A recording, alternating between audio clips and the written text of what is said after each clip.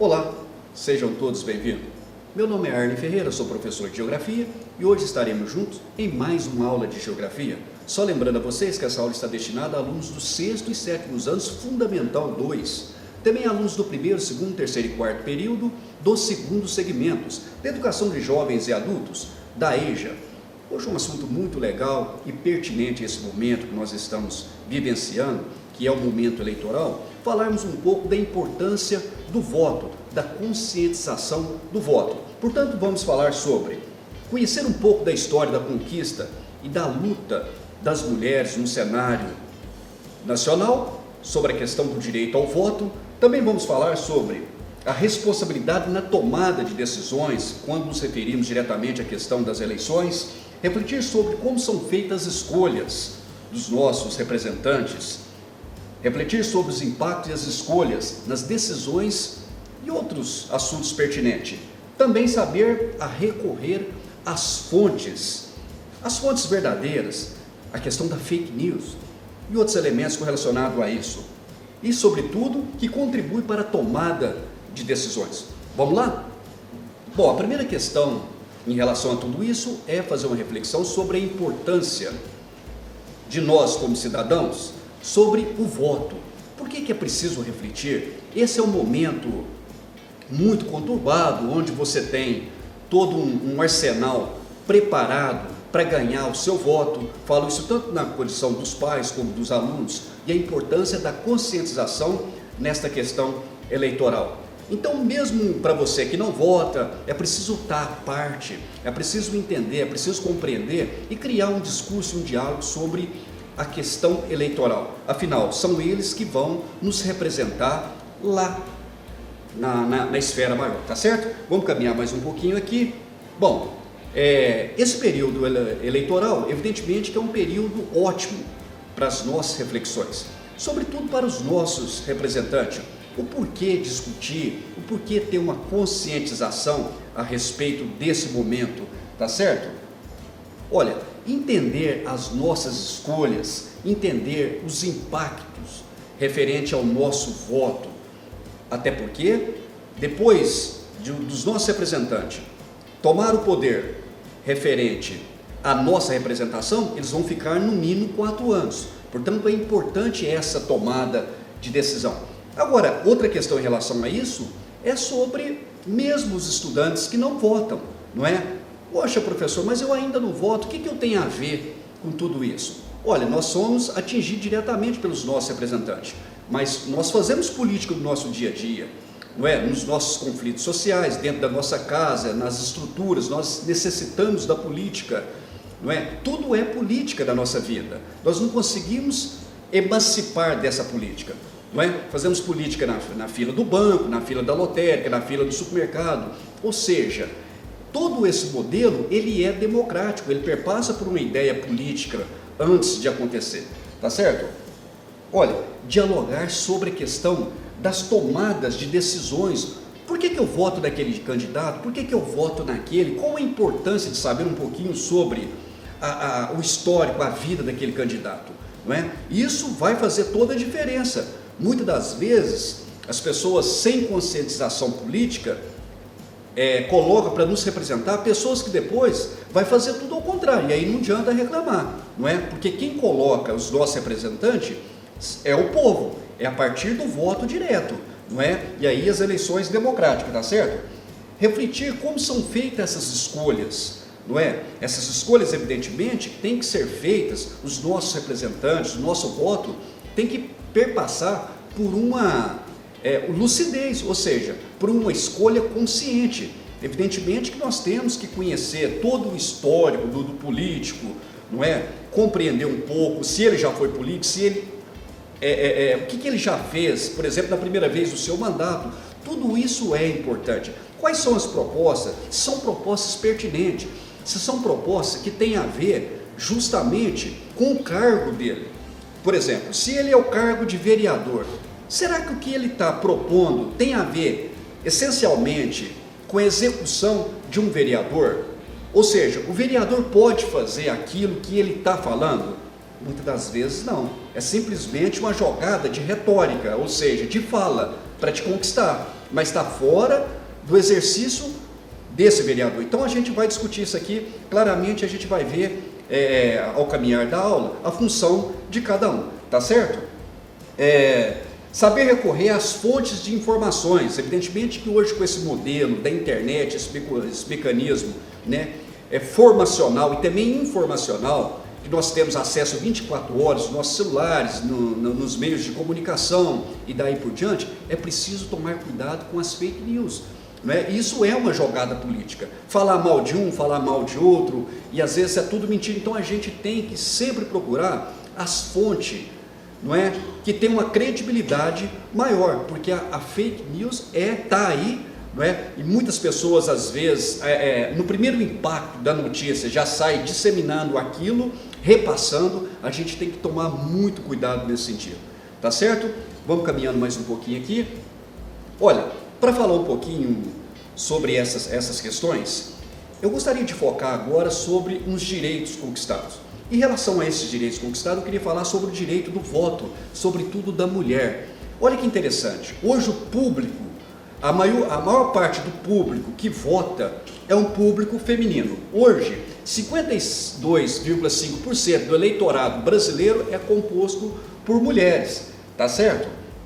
Então, em cenário nacional, por exemplo, esse ano você teve 522 mil pedidos, né, de candidatura, certo? Desses 522 mil, 183 mil são pedidos de candidatura de mulheres, ou seja, que equivale a uma média de 33,3% desse cenário total de mulheres. É claro que ainda temos que caminhar ainda nesse sentido. É preciso colocar a mulher também nesses mecanismos, não é? Para também ter uma participação maior. Ainda vemos a minoria de mulheres ainda na política, e é preciso equiparar isso, tá certo? Isso tem a ver muito com a questão histórica, a questão de conquista, não é? Esse cenário político, tá certo? Ainda é um cenário, de certa maneira, muito elitizado, muito tradicional, certo? E outra questão muito interessante, que eu sempre tenho trabalhado isso nas escolas, é estimular a nossa jovem, as meninas, a participar, a fazer parte da política, não é? Desde cedo, para que isso possa, de certa maneira, melhorar.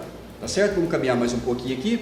Queria falar um pouquinho aqui de algo que é muito interessante, muito importante, é a questão da conquista do voto feminino no Brasil. Percebam, isso aconteceu só em 24 de fevereiro de 1932, ou seja, é muito recente o voto feminino na história nacional, na história da civilização, né, mundial, e também se deu em outros países, por exemplo, na França, na Alemanha.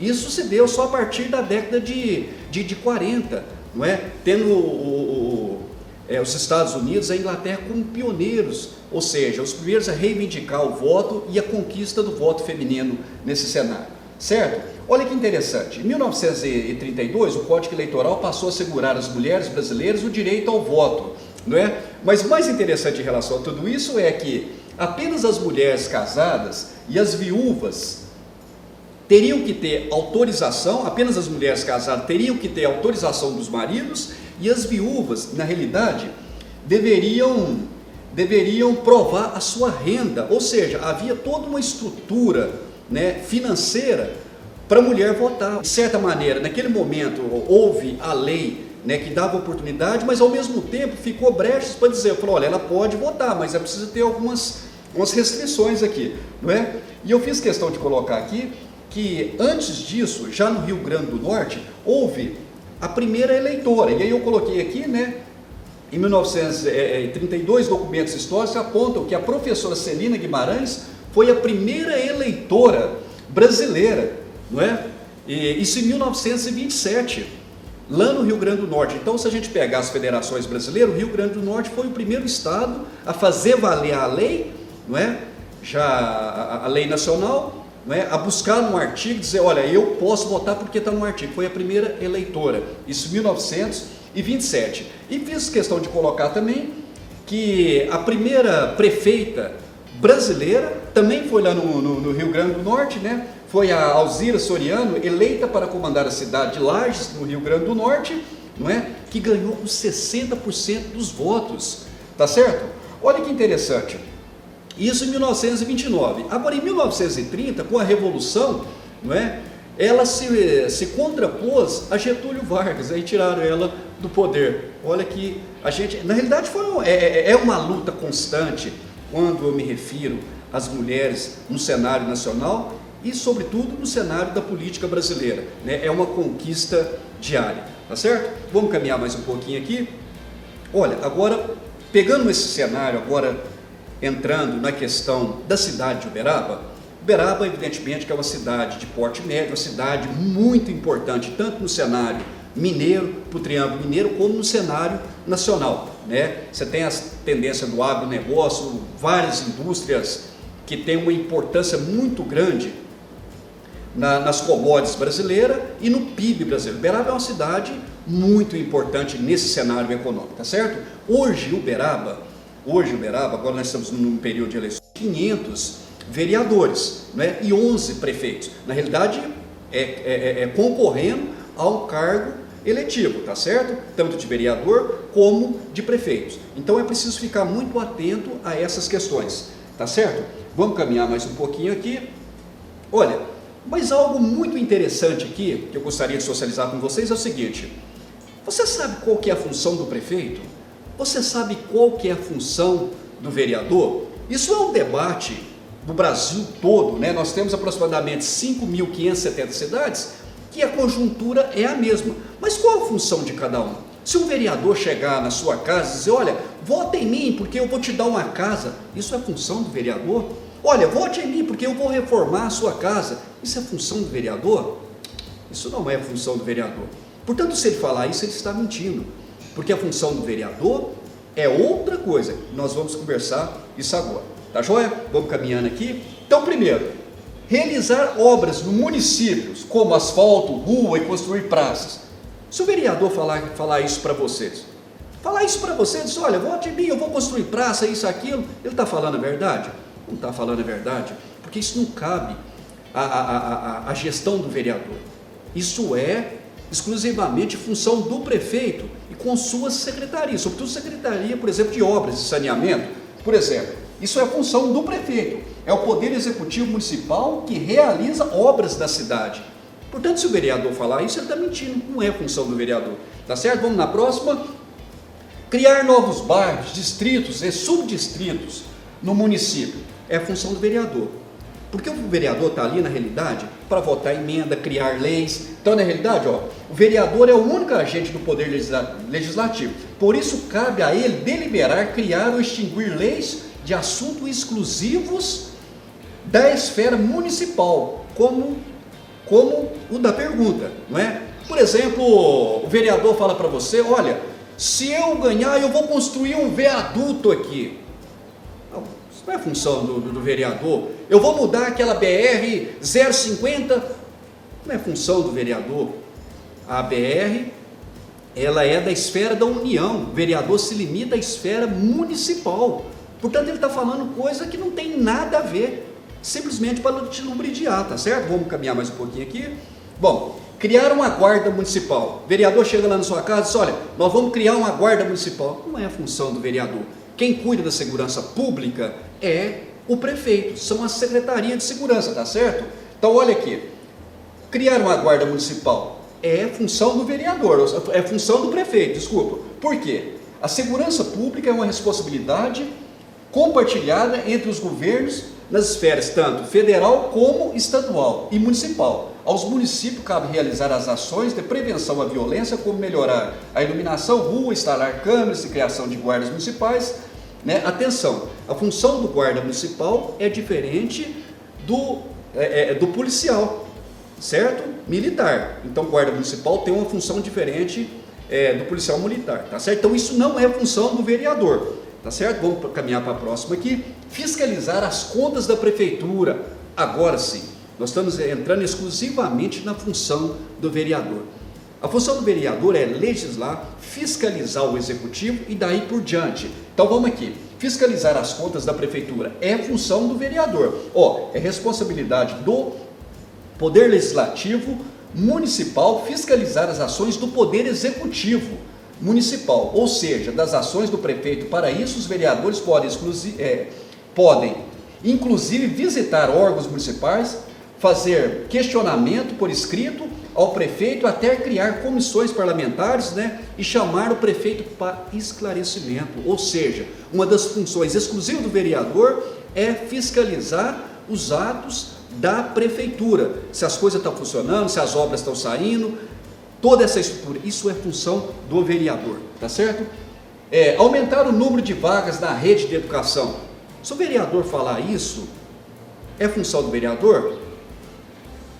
É função do prefeito, tá certo? É responsabilidade dos municípios fornecer vagas à educação de base, ou seja, creches, pré-escolas, para o ensino fundamental. E para cumprir isso, o prefeito pode prometer e construir vários outros ambientes escolares. Ou seja, dentro da prefeitura nós temos a Secretaria de Educação, que é justamente a secretaria que trabalha nessa função. Portanto, não é função do vereador, tá certo?